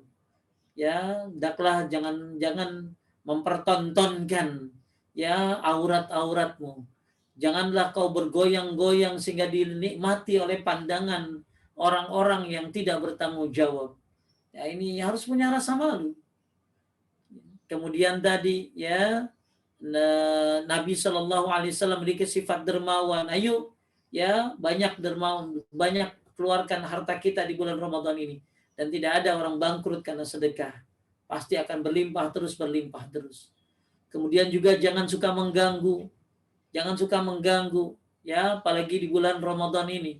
Di luar bulan Ramadan juga. Termasuk mengganggu tetangga dan lain sebagainya. Ya, kemudian juga bagaimana juga tadi kita bahas ya pentingnya memiliki ketakwaan dan akhlak. Takwa memperdekat hubungan kita dengan pencipta. Tapi akhlak ya menjadikan kita dekat dengan manusia. Maka ada 2 kemuliaan, hablum minallah dan hablum minannas. Jangan gara-gara hablum minannas Allah dilupakan. Dan jangan saking kita beribadah dengan banyak tapi lupa hak suami, lupa hak tetangga, lupa ya dia tidak berakhlak baik. Dan banyak cerita-cerita tentang bagaimana akhlaknya Nabi Sallallahu Alaihi Wasallam. Yang ada di sini baru sedikit saja ya, sedikit saja sebagaimana yang diceritakan oleh Aisyah radhiyallahu anha, kemudian diceritakan oleh Anas bin Malik radhiyallahu anhu. Kemudian ada satu ayat di sini yang menceritakan tentang bagaimana dalam satu ayat ini ada 3 akhlak beliau. Ya. A'udzubillahi minasyaitonirrajim. Laqad ja'akum rasul min anfusikum azizun 'alaihi ma 'anittum harisun 'alaikum bil mu'minina raufur rahim. Boleh? Siapa? Nana? Bismillahirrahmanirrahim. Sungguh telah datang kepadamu seorang rasul dari kaummu sendiri. Berat terasa olehnya penderitaanmu. Sangat menginginkan keimanan dan keselamatan bagimu. Amat belas kasihan lagi penyayang terhadap orang-orang mukmin. At-Taubah ayat 128. Ayat yang membahas kesempurnaan akhlak Nabi Muhammad Shallallahu Alaihi Jadi Wasallam. gini, Teh Nana, ini ayat membahas bagaimana kesempurnaan akhlak Nabi. Ya, di sini coba lihat ya. Dari artinya aja udah Masya Allah. Sungguh telah datang kepadamu seorang Rasul dari kaummu sendiri. Berat terasa olehnya penderitaanmu. Jadi Nabi itu merasakan penderitaan kita umatnya. Ya, ibu paling merasakan penderitaan keluarga ya. Tapi nggak merasakan penderitaan umat. Beda dengan Nabi. Sangat menginginkan keimanan, keselamatan bagimu. Nabi itu pengen banget semuanya selamat. Nggak tahu kita ya. Teh Nana kalau suka nggak temannya selamat? Suka Pak Ustadz. Ya, kalau musuhnya selamat? Lain masalah itu. Ya, kita membeda Nabi ya Allah, Masya Allah, sangat menginginkan keselamatan bagimu. Amat belah kasihan lagi penyayang terhadap orang mukmin. Ada berapa akhlak di sini, Bu Nana? 3. Ya. Akhlak mulia Nabi dalam satu ayat yang ada. Kan tadi kita bahas, akhlak Nabi itu Al-Quran. Akhlak Nabi itu Al-Quran. Lihat pujian Nabi di Al-Quran dari Allah luar biasa. Kenapa akhlak Nabi Al-Quran? Karena memang Al-Quran itu petunjuk. Nah sekarang ada satu ayat di surat At-Taubah ayat 128 tentang kesempurnaan akhlak Nabi di ayat ini. Kita bahas. Lanjut ya, ayat ini. Ayat ini menggambarkan sebagaimana yang dikatakan oleh Syekh Jabir Al-Jazairi di dalam kitab Aisarut Tafasir. Ayat ini berisi penjelasan tentang sempurnanya akhlak Nabi Muhammad Shallallahu Alaihi Wasallam. Nabi Muhammad Shallallahu Alaihi Wasallam adalah anugerah bagi orang beriman dan rahmat bagi semesta alam. Ingat, anugerah bagi orang beriman dan rahmat bagi semesta alam. Lanjut. Seperti yang dikatakan oleh Imam Ibnu Katsir ketika membuka tafsir ayat ini, Allah Ta'ala berfirman dengan menampakkan anugerahnya yang berupa diutusnya seorang Rasul kepada mereka, dari golongan mereka sendiri. Orang-orang musyrik Mekah sangat mengenal kemuliaan akhlak Nabi. Orang-orang musyrik mulai membenci Nabi ketika diajak hanya menyembah Allah dan meninggalkan berhala. Mereka ini sebenarnya sangat mengenal Nabi. Mereka mengetahui bagaimana akhlak mulia Nabi. Mereka sangat paham bahwa Nabi orang yang jujur. Nabi bisa dipercaya dan bukan tipe orang yang haus kekuasaan. Jadi sebelum Nabi jadi nabi, sebelum Nabi mengajak kepada tauhid, Nabi itu sangat dicintai oleh orang-orang Quraisy. Kenapa? Karena memang memiliki akhlak yang baik. Ya, kejujurannya luar biasa. Dikenal. Ya, akan tetapi setelah Nabi Shallallahu Alaihi Wasallam mengajak mereka untuk bertauhid kepada Allah, maka mereka disinilah menyatakan permusuhan dengan Nabi. Jadi sebenarnya mereka ini sangat kenal Nabi dan sangat paham bagaimana akhlaknya. Akan tapi ketika sudah mengajarkan tauhid, maka Nabi akhirnya dibenci. Jadi ya kadang-kadang begitu kan. Cobalah, ibu lagi belum hijrah kan, gaul ya. Pas habis hijrah kan harus membatasi diri, betul? Iya Pak Ustadz. Akhirnya ya bilangnya, Nana udah nggak asik lagi ya. Nurul nggak kayak dulu lagi ya, apalagi Siska. Di rumah bareng-bareng kita ya, sekarang mah udah nggak asik lagi tuh mereka tuh. Ya gara-gara hijrah tuh. Iya, barengnya sama Nana sama Nurul sekarang Pak Ustadz. Iya. Jadi Banyak orang kalau udah hijrah maka dianggap nggak asik lagi. Ya, jadi asik tuh menurut mereka apa sebenarnya tuh? Jadi asik itu jadinya banyak dosa gitu. Ya, ya kalau begitu mah bukan asik atau itu mah namanya maksiat. Ya, sampai ada orang bikin status bagus banget. Maafkan saya nggak seperti dulu, nggak asik lagi seperti dulu. Karena Allah dan Rasulnya lebih saya pilih daripada kalian. Ya iyalah, ya milih teman ya belum tentu nyelamatin. Milih Allah dan Rasulnya pasti nyelamatin. Maka Nabi SAW setelah mendakwahkan tauhid maka dibenci. Maka nggak sedikit orang begitu udah dulunya mah belum ngaji, enjoy aja. Ketika udah ngaji penampilan berubah, udah dianggap sinis. Belum ngomong, udah dianggap radikal karena penampilan. Itu kok jadi begini penampilannya? Itu radikal ya. Tahu saya mah itu nama ban ya. Ya, jadi banyak ya orang kalau udah memproklamirkan diri sebagai ahli tauhid maka suka dibenci. Ya begitupun Nabi Shallallahu Alaihi Wasallam. Jadi jangan lebay ya, jangan lebay. Nabi Shallallahu Alaihi Wasallam digituin, kita juga digituin kan. Baik, kita lihat sekarang ya. Jadi Nabi ini orang yang jujur, bisa dipercaya dan bukan orang yang haus kekuasaan.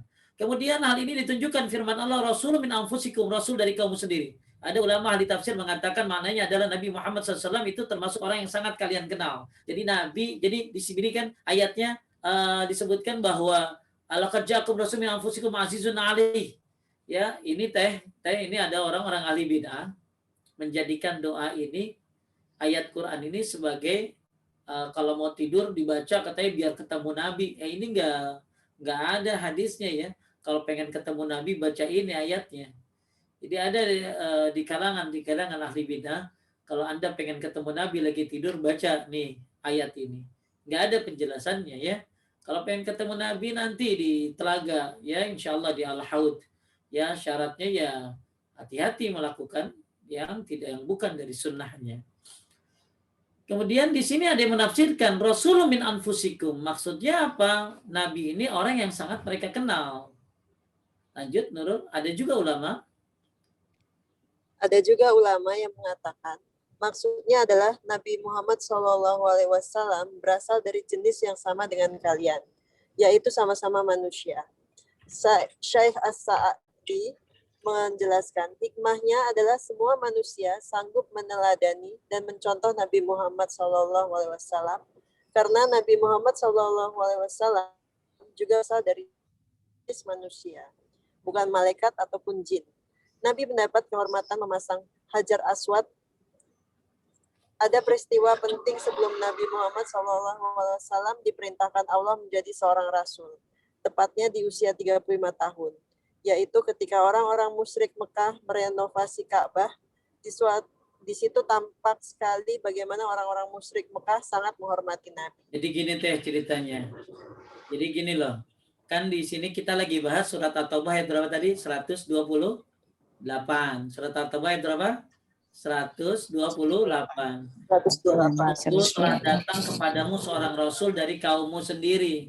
Maksudnya kaummu sendiri itu apa? Maksudnya dari manusia. Berarti apa? Berarti Nabi itu bisa dicontoh gitu loh. Nabi itu bisa dicontoh. Kata Syekh Nasir As-Sa'di, hikmahnya adalah, di sini saya garis bawahi, hikmahnya adalah, jadi Nabi itu adalah dari manusia. Berarti apa? Manusia sanggup meneladani dan mencontoh Nabi Muhammad. Jadi ya kita nggak usah bilang begini, susah banget ya gitu ya. Bisa kalau mau mah gitu ya. Karena Nabi adalah manusia gitu loh. Karena Nabi Muhammad juga berasal dari jenis manusia, bukan malaikat ataupun jin.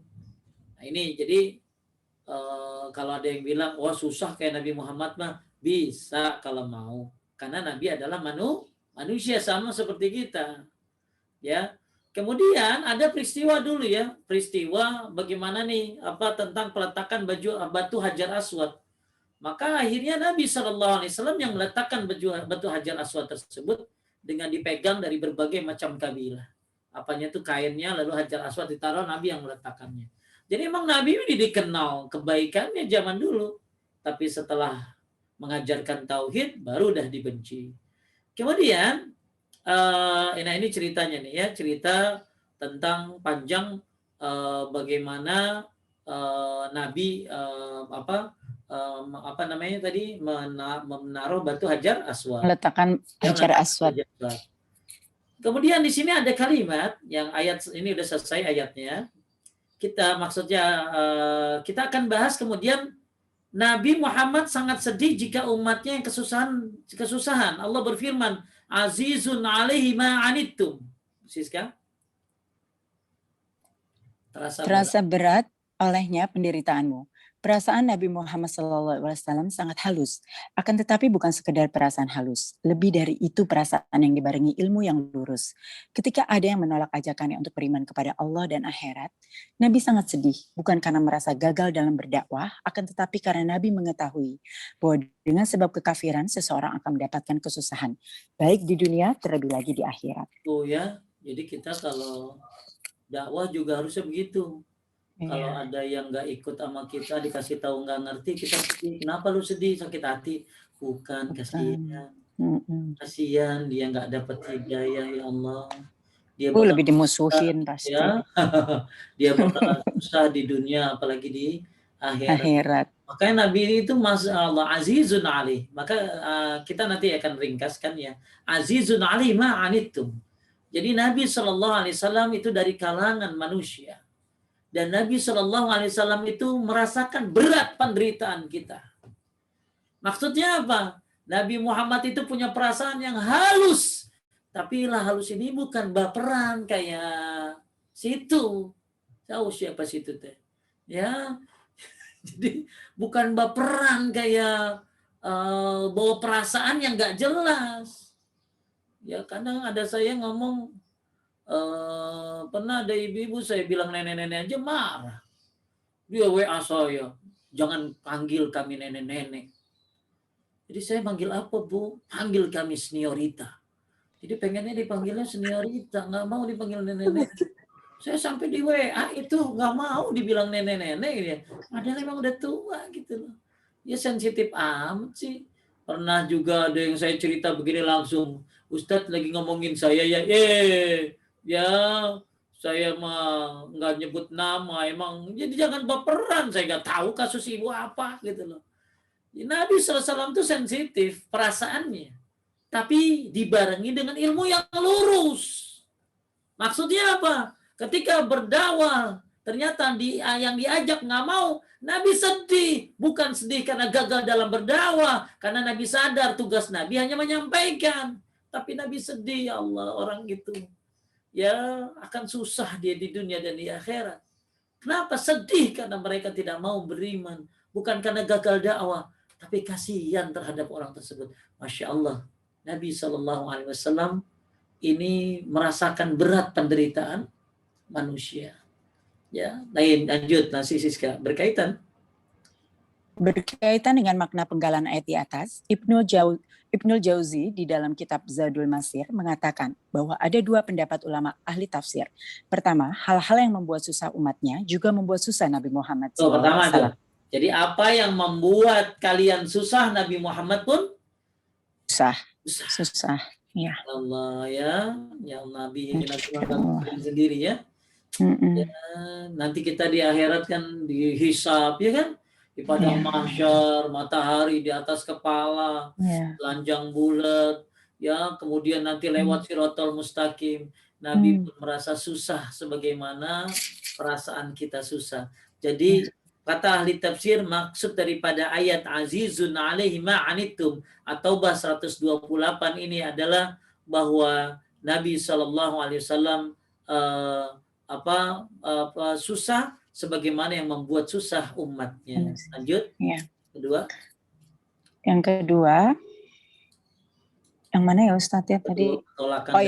Kedua penolakan dakwah dari orang-orang yang diajak beriman membuat Nabi SAW sedih. Oleh karena itu, selain sangat gigih dalam berdakwah, Nabi Muhammad SAW juga dikenal sangat senang membantu fakir miskin. Nabi dikenal sangat dermawan. Perumpamaan kedermawan Nabi seperti angin yang berhembus di segala arah. Hingga ada yang mengatakan bahwa Nabi Muhammad SAW adalah orang yang suka memberi dan tidak takut miskin. Iya, sampai Siska ada orang baru masuk Islam dikasih kambing selebar 2 gunung. Masya Allah. Selebar 2 gunung banyak banget. Ya, akhirnya pada masuk Islam kan orang, masuk Islam. Di Islam ada Dapat Nabi yang kambing. gak takut miskin. Berbondong-bondong orang masuk Islam. Akhirnya mereka diajarin Islam, dikasih kambing, diajarin Islam. Setelah diajarin Islam, Islam lebih mereka cintai daripada kambing yang mereka dapatkan. Masya Allah. Ya, jadi kata Ibnul Jauzi bahwa Nabi hal-hal yang membuat susah umatnya, Nabi pun merasakan kesusahan. Susah. Ya, kemudian Nabi Shallallahu Alaihi Wasallam itu sedih banget ya. Kalau misalnya apa ya sedih ketika dakwahnya tidak diterima. Nabi dikenal dengan orang yang Masya Allah yang dermawan. Nah, Ibnu Abbas mengatakan, Ibnu Abbas radhiyallahu anhuma mengatakan, Nabi adalah orang yang paling dermawan, dan paling dermawannya Nabi adalah ketika di bulan Ramadan. Bahkan ketika ada yang meminta kepada Nabi sesuatu dan saat itu Nabi tidak punya apa-apa, maka Nabi mengatakan kepadanya, aku saat ini tidak punya sesuatu yang bisa diberikan. Belilah sesuatu atas namaku. Jika ada uang, aku akan membayarnya. Insyaallah. Allah.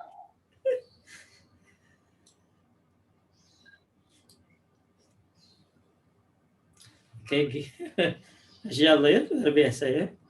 Sampai ada orang Nabi punya bahwa ketika ada orang mau memiliki sesuatu ya, beli atas nama Nabi, biar Nabi yang bayar nanti.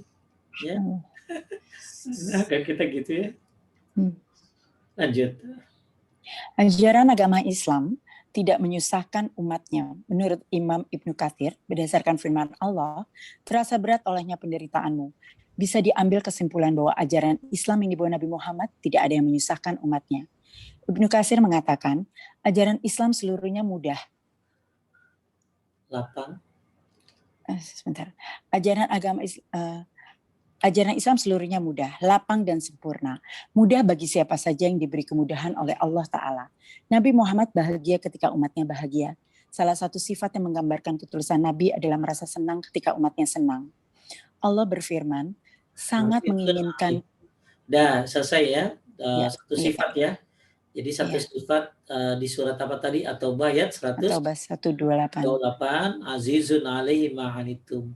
Terasa berat olehmunya penderitaanmu. Jadi pokoknya apa yang merasa umatnya berat, Nabi akan berat. Di akhirat luar biasa, apalagi Nabi sampai Nabi nanti minta syafaat ya. Ketika Nabi minta syafaat itu sampai sujud lama sekali di hadapan Allah. Lama sekali, akhirnya Allah menyuruh Nabi Muhammad untuk berdiri. Jadi begitu Nabi SAW perhatian sama kita. Bahkan sebelum meninggal, apa yang dipesankan? Ya, oleh Nabi. Dalam riwayat disebutkan as-salah wa ma malakat aimanukum. Dalam riwayat lain disebutkan ummati, umatku. Coba lihat Napoleon Bonaparte yang dibangga-banggakan oleh bangsa Prancis. Apa yang dia panggil sebelum dia meninggal? Dia memanggil istrinya Josephine. Ya, dia tidak memanggil bahasa Prancis yang mengaguminya. Siapa lagi? Hitler, Adolf Hitler. Ketika dia mau meninggal, siapa yang dia panggil? Padahal berapa banyak ya manusia-manusia yang entah kejadiannya kayak apa.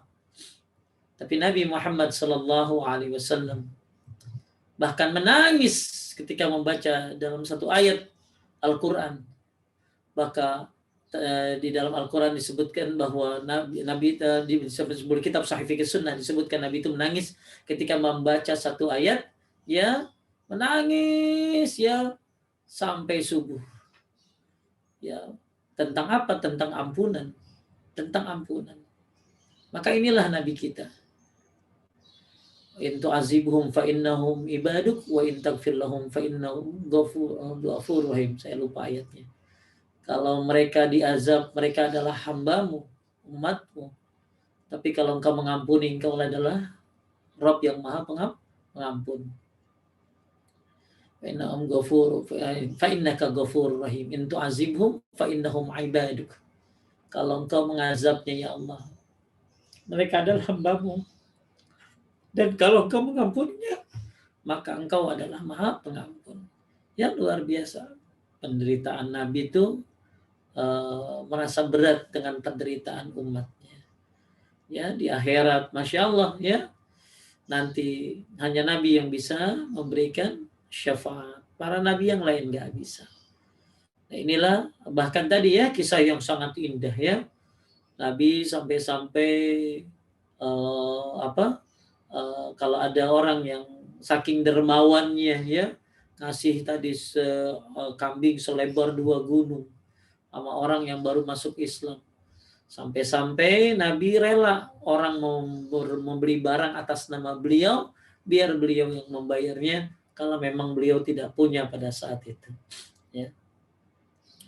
Jika ada uang, Nabi membayarnya. Ya. Kemudian kita lanjutkan harisun alaikum.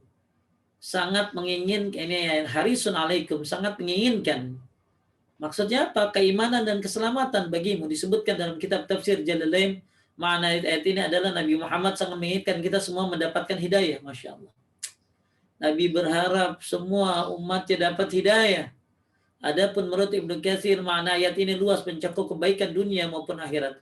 Jadi Nabi itu harisun alaikum. Harisun alaikum. Mudah-mudahan Ibu nanti bisa lihat lagi ya Bu ya. Di Al-Quran ya Bu ya. Di Al-Quran surat At-Taubah ayat 128. 128 insya Allah. Tahu saya ini ayat terakhir ya. Insya Allah. Iya. Betul nggak teh? Ayat terakhir ya. Ayat terakhir, lihat lagi. Bagaimana Anda memiliki Nabi yang luar biasa.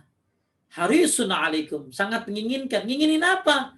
Kata tafsir Jalalain, menginginkan semua umatnya mendapatkan hidayah. Dalam Ibnu Katsir, menginginkan kebahagiaan umatnya dunia maupun akhirat. Di sini ada disebutkan, Ibnu Katsir mengatakan, Nana baca maksudnya.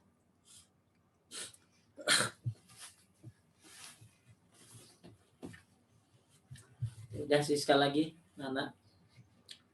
Maaf Ustadz, tadi belum di... Ibnu Katsir mengatakan, maksudnya adalah Nabi sangat menginginkan kalian mendapat hidayah dan sangat menginginkan kebaikan dunia dan akhirat sampai pada kalian. Hal ini dibuktikan dengan usaha keras Nabi dalam berdakwah yang tidak mengenal lelah, seberat apapun rintangan dan hambatannya. Setelah pamannya yang bernama Abu Talib meninggal, orang-orang musyrik semakin berani kepada Nabi Muhammad SAW, sehingga dakwah di dalam Mekah mengalami hambatan, hingga akhirnya Nabi mencoba berdakwah di luar Mekah. Salah satunya ada berdakwah di daerah yang bernama Taif. Ketika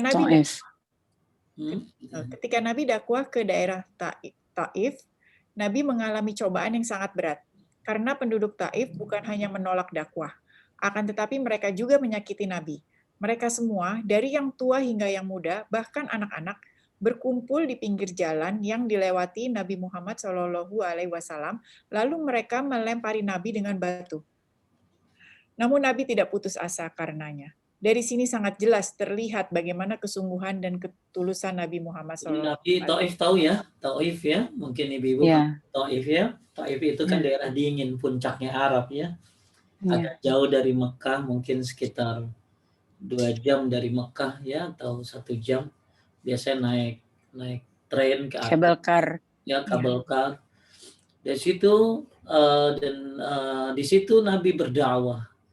Ya, sampai-sampai Nabi dilempari batu. Bukan hanya oleh orang tua, anak muda, sampai anak-anak kecil lemparin Nabi. Ya, sampai anak-anak kecil melempari Nabi, Masya Allah. Dalam sebuah riwayat ada malaikat yang menjaga gunung menawarkan diri untuk mengambil gunung itu, lalu dilemparkan ke mereka orang-orang yang menyakiti Nabi. Jadi malaikat penjaga gunung menawarkan diri agar Nabi meminta kepada Allah untuk diambil itu gunung, lalu dilemparkan ke penduduk Taif. Tapi Nabi nggak mau. Malah Nabi mendoakan, kalau mereka tidak beriman, mudah-mudahan keturunan mereka beriman. Insya Allah ya. Nah, itu gubernur Taif diantaranya dari Ibnu Abbas. dari Ibnu Abbas. Di sana ada masjid namanya Masjid Ibnu Abbas. Ibnu Abbas. Ya. Lihat Nabi Sallallahu Alaihi Wasallam berdakwah, ya sabarnya kayak apa?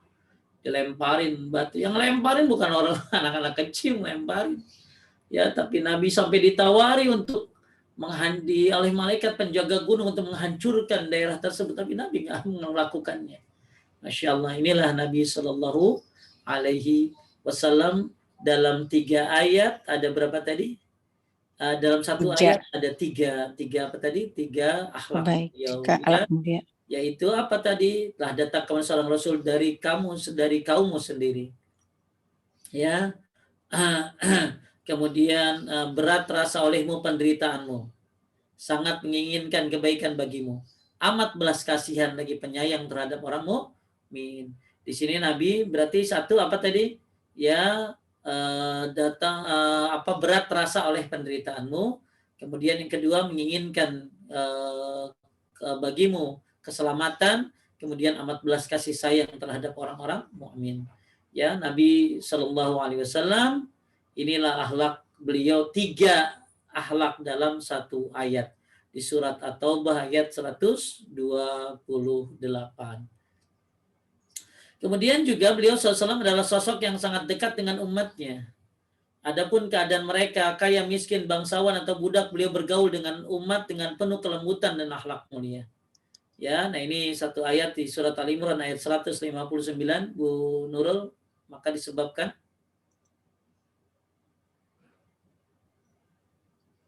saya aja Pak Ustadz. Sok. Maka disebabkan oleh rahmat dari Allah lah kamu berlaku lemah lembut terhadap mereka. Sekiranya kamu bersikap keras, lagi berhati kasar, tentulah mereka menjauhkan diri dari sekelilingmu. Karena itu, maafkanlah mereka, mohonkanlah ampun bagi mereka, dan bermusyawarahlah dengan mereka dalam urusan itu. Lanjut, Zahir. Zahir, demikian. Bentar. Jadi ini ayat bahwa Nabi Shallallahu Alaihi Wasallam berlaku lemah lembut terhadap mereka. Ya, Nabi tidak bersikap kasar, karena kalau Nabi bersikap kasar mereka akan jauh, ya. Makanya disuruh memaafkan mereka, Masya Allah, ya, suruh memaafkan mereka dan bahkan mohonkan ampun bagi mereka. Nah, sekarang ada seorang namanya Zahir. Siapa ini? Lanjut. Zahir, demikian nama seorang Arab Badui, meski memiliki bentuk dan wajah yang jelek, tetapi Rasul Shallallahu Alaihi Wasallam mencintainya. Kalau di Indonesia gimana? Good looking orangnya? Salah juga dibela, ya. Indonesia good looking katanya. Jadi katanya kalau yang cakep mah dibela aja gitu lah, ya. Tapi kalau yang jelek abis, walaupun benar juga disalahin, apalagi salah, ya. Nah, ini nggak boleh begini dalam berdakwah, ya. Jadi Zahir ini seorang Arab Badui, walaupun wajahnya kurang bagus, tapi Nabi mencintainya. Masya Allah, ya. Lanjut. Zahir biasa datang ke Madinah mengunjungi Rasul Shallallahu Alaihi Wasallam membawa hadiah dari desanya. Rasul Shallallahu Alaihi Wasallam pun membalasnya dengan menyiapkan sesuatu sebelum Zahir pulang ke desa. Rasul Shallallahu Alaihi Wasallam bersabda, Zahir adalah badui kita dan kita adalah orang kotanya dia atau Zahir. Suatu hari Zahir berada di pasar kota Madinah, menjual barang dagangan. Tanpa sepengetahuannya, Rasulullah Shallallahu Alaihi Wasallam datang memeluknya dari belakang. Berkatalah Zahir, siapa ini? Lepaskan aku. Ketika Zahir menoleh, didapatinya ternyata Nabi Shallallahu Alaihi Wasallam yang memeluknya. Ia pun membiarkan tubuhnya tetap bersatu dengan tubuh Rasul Shallallahu Alaihi Wasallam. Dipeluk, ya. Ya Allah, Nabi juga humoris, ya. Jadi Zahir orang Arab Badui, wajahnya tidak cakep, tapi Masya Allah Nabi akrab dengan orang ini. Ada orang yang kadang-kadang maunya berteman sama yang cakep-cakep aja itu, ya. Ada orang yang pokoknya nggak tahu lah, tapi Nabi ini pemimpin yang luar biasa. Ya, Zahir lagi dagang dipeluk dari belakang. Siapa ini? Ya, ternyata dilihat Nabi Muhammad dan dia senang dipeluk oleh Nabi Muhammad Sallallahu Alaihi Wasallam. Lanjut. Subhanallah, betapa indahnya pemandangan ini. Duhai, seandainya para bangsawan dan orang-orang yang merasa memiliki kemuliaan itu meneladani akhlak Rasul Shallallahu Alaihi Wasallam dalam bergaul dengan saudara-saudaranya seiman, meskipun miskin dan papa. Ya, nggak nyari ini, ya, nggak nyari apa namanya teh? apa sih namanya tuh kalau nyari perhatian apa namanya ya, nggak nyari apa sih namanya, nggak nyari. Nabi ya begini emang orang bener ya, Nabi emang orang baik ya, tidak melakukan ini karena politik. Nabi tidak melakukan ini karena ada alasan macam-macam. Nabi melakukan ini karena Nabi orang baik. Makanya inilah akhlak Nabi. Akhlak Nabi bukan kepada para bangsawan ya, tapi akhlak Nabi semuanya bergaul dengan umat begitu luar biasanya. Makanya seandainya para bangsawan dan orang-orang para raja meneladani akhlak Nabi, Masya Allah. Ya, walaupun orang miskin papa. Terus tiba-tiba Rasulullah SAW bergurau dan mengatakan, siapa yang mau membeli hamba ini? Yani Zahir. Jadi siapa yang mau membeli hamba ini? Kata Nabi. Zahir segera menimpali, wahai Rasulullah, berarti aku adalah orang yang tidak berharga. Rasulullah SAW pun berkata, tidak demikian, sungguh engkau mahal di sisi Allah. Masya Allah. Sungguh Zahir, ya seorang Arab Badui yang tidak berwajah baik, tapi mulia dan mahal di sisi Allah Subhanahu wa Ta'ala.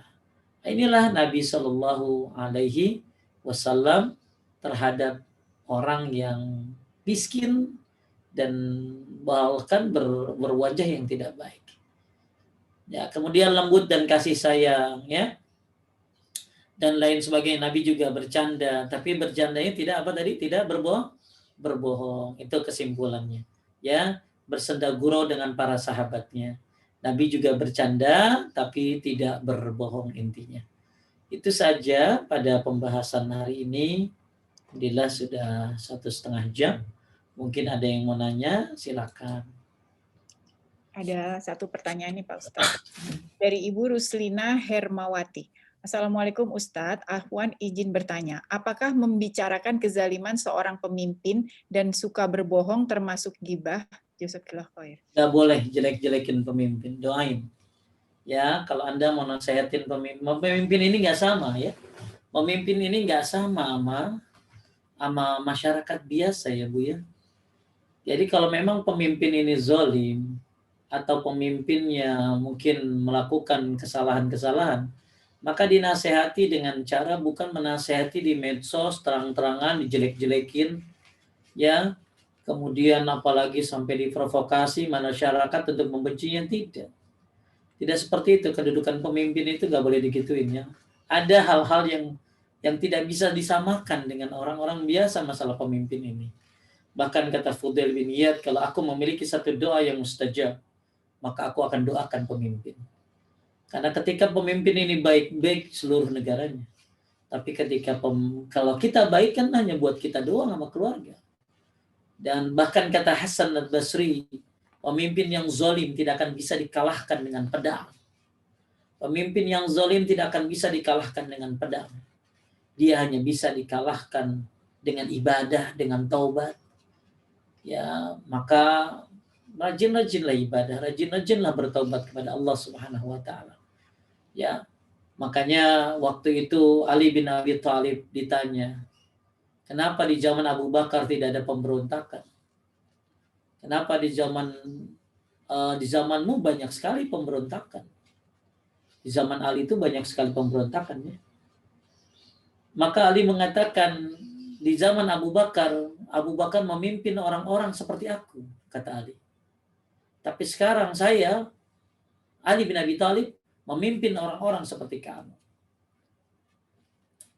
Jadi, Bapak Ibu sekalian melihat Allah, pemimpin ini ada cara-caranya ya.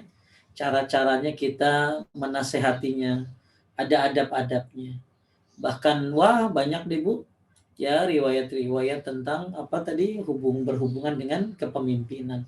Maksudnya di sini apalagi kepala negara ya, ada adab-adabnya.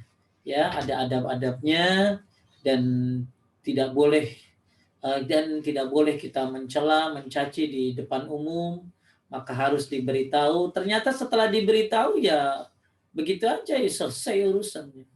Ya, selesai urusan. Tugas kita hanya memberitahu. Sekarang yang harus kita lakukan apa? Beribadahlah kepada Allah Subhanahu wa Ta'ala. Mudah-mudahan Allah Subhanahu wa Ta'ala muliakan kita dengan ibadah tersebut. Allah mudahkan kita memiliki pemimpin yang baik, insya Allah. Ada lagi? Ada Ustadz, saya boleh tanya nggak Ustadz? Iya. Kalau seorang anak sangat membenci orang tuanya, bapaknya, karena bapaknya itu menzolimi ibunya sampai ibunya meninggal. Nah, terus anaknya masih belum bisa memaafkan bapaknya. Apa yang harus dilakukan? Jadi maksudnya sekarang anak ini sangat membenci orang tuanya, bapaknya ini gitu. Itu harusnya gimana ya Ustaz? Kesalahan bapaknya itu urusan dia, urusan bapaknya. Tapi tugas anak adalah berbakti kepada orang tua. Oke, saya tanya balik. Ketika seorang suami tidak bertanggung jawab kepada istrinya, tidak memberikan hak istrinya, apa yang dilakukan istri? Apakah harus melakukan hal yang sama kepada suaminya? Enggak, Ustaz. Maka selesai. Jadi jangan sampai kita melakukan suatu hak karena dia benar gitu loh. Jadi seorang istri harus tetap berbuat baik walaupun dia tidak baik suaminya. Maksudnya gini, selesaikan hak masing-masing. Urusan suami yang zalim itu urusan dia sama Allah. Tapi urusan ibu yang tidak melayani seorang suami ini jadi masalah besar buat ibu. Maka selesaikan tugas masing-masing. Seperti tadi orang tua yang mungkin menyakiti atau ibunya sampai meninggal. Itu urusan bapaknya. Urusan bapaknya yang berbuat dosa itu urusan bapaknya. Tapi urusan anak adalah berbakti kepada orang tuanya. Bahkan kalau bisa orang tuanya disadarkan. Bapaknya disadarkan. Nggak bisa ya didoain. Ya, dan tetap berbuat baik. Kenapa? Ya karena bapaknya. Jadi jangan sampai akhirnya gara-gara satu kejadian orang tuanya meninggal mungkin anggaplah ya. Karena bapaknya, akhirnya Anda durhaka sama bapaknya. Ya, Anda menganggap orang tua ini ya, bajingan dan lain sebagainya, nggak boleh. Ya, sampai orang tua kafir pun tetap harus mendapatkan bakti dari anaknya. Ya itu. Lanjut. Belum ada pertanyaan lagi sih Pak Ustadz. Sudah. Saya deh yang nanya kalau begitu Ustadz. Mungkin mirip-mirip sama tadi ya. Jadi bagaimana hukumnya kita bila begini Ustadz? Kita melihat seseorang keluarga sih, saudara gitu ya. Dia tuh sangat zolim gitu ya Ustadz. Sampai akhirnya pada suatu hari dia melakukan suatu kezoliman yang bisa diperkarakan secara hukum gitu. Karena memang udah pidana gitu ya. Nah, kita melihatnya ini orang bisa berbuat lebih lagi kalau tidak dihentikan begitu ya Ustadz. Nah, ini keluarga lagi bingung apakah perlu dilapor kepada yang berwajib atau dibiarkan saja. Tapi maksudnya gini, sudah maafkan saja deh, kan saudara gitu ya, dan dia juga udah minta maaf. Tapi kita tuh khawatir kalau ini tidak dilakukan tindakan, dia akan melakukan sesuatu yang lebih besar lagi gitu Ustadz. Jadi mau ngasih efek jerak. Nah itu hukumnya bagaimana ya Ustadz kalau dari sisi agama? Ya, dikasih tahu dulu. Kalau Anda melakukan lagi, maka akan kami proses hukum. Kalau melakukan lagi. Ya, kalau Anda bertobat, nggak melakukan lagi, ini selesai urusan. Tapi kalau Anda melakukan lagi setelah kasus ini, maka kami akan proses hukum. Nah, itu jadi dibuat diingatkan ya Ustaz. Diingatkan dulu ya. Diingat. Kadang-kadang bisa jadi ampuh gitu loh. Bisa jadi ampuh. Iya, maaf ya. Ya. Tapi ketika ternyata dia melakukan lagi, boleh kasih efek jerah. Ya, kasih efek jerah. Tujuannya adalah untuk memberikan pelajaran karena membahayakan orang lain. Betul. Membahayakan orang lain. Tapi saran saya berikan maksudnya bukan ini, tapi ancaman ya. Ancaman dalam arti kata kalau kamu melakukan lagi misalnya narkoba, kalau kamu melakukan lagi, kami akan lapor polisi. Kamu harus tobat, nah mudah-mudahan sadar. Ya, mudah-mudahan sadar. Tapi kalau ternyata melakukan lagi, maka boleh. Karena supaya ada efek jerak di sini. Iya. Ya, jazakallahu khairan Ustaz. Dasar ya. Iya, sudah azan Ustaz. Baik. Mudah-mudahan emang ini sih pengajian akhlak ini bukan masalah pertanyaan ya. Tapi masalah pengamalan. Ibu ya. Kalau Iya. pertanyaan tuh paling banyak tuh di kajian fikih itu paling banyak Iya, pertanyaan. betul. Nah, fikih itu kan bentuk ibadah Bis sehari-hari ibadah. Iya, ya yang sangat memang banyak orang lakukan. Tapi kalau akhlak ini memang luar biasa bebannya. Ya, bebannya orang berakhlak ini harus mengalahkan egonya. Banyak yang makanya pertanyaan-pertanyaan masalah akhlak ini akan sangat sedikit sekali. Jadi kalau fikih banyak banget yang nanya karena memang mudah dilakukan. Tapi akhlak ini butuh perjuangan untuk bisa mengalahkannya. Insya Allah Ramadan kita kalahkan akhlak-akhlak yang buruk. Ramadan kita hindari dari perkataan dusta. Ramadan kita contoh Nabi dalam berpuasa. Amin. Ingat contoh kita adalah Nabi Muhammad dan ingat tadi ada satu ayat yang ada 3 akhlak Nabi di situ. Iya. Itu surat At-Taubah ayat 128. Bagaimana Nabi itu sangat mencintai kita, sangat menderita kalau umatnya susah, apalagi nanti di akhirat. Dan Nabi Masya Allah sangat kasih sayang terhadap umatnya.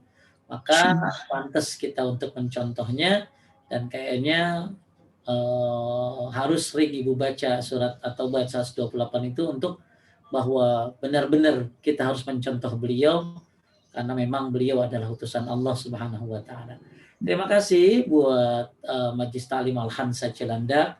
Semoga sedikit yang kita sampaikan tentang akhlak di sini menjadi sebuah penerang nanti besok Ramadan. Insyaallah, amin. Ya. Baik, tutup. Mari kita jalankan akhlak yang baik di bulan Ramadan dan jangan lupa takwa dan akhlak. Takwa mendekatkan diri kepada Allah, sedangkan akhlak menjalin hubungan yang harmonis dengan manusia. Baik, itu saja. Mudah-mudahan bermanfaat. Terima kasih buat para co-host. Barakallahu fikum semuanya. Allahumma bihamdika. Asyhadu an la ilaha illa anta astaghfiruka wa atubu ilaik. Assalamualaikum warahmatullahi wabarakatuh. Waalaikumsalam.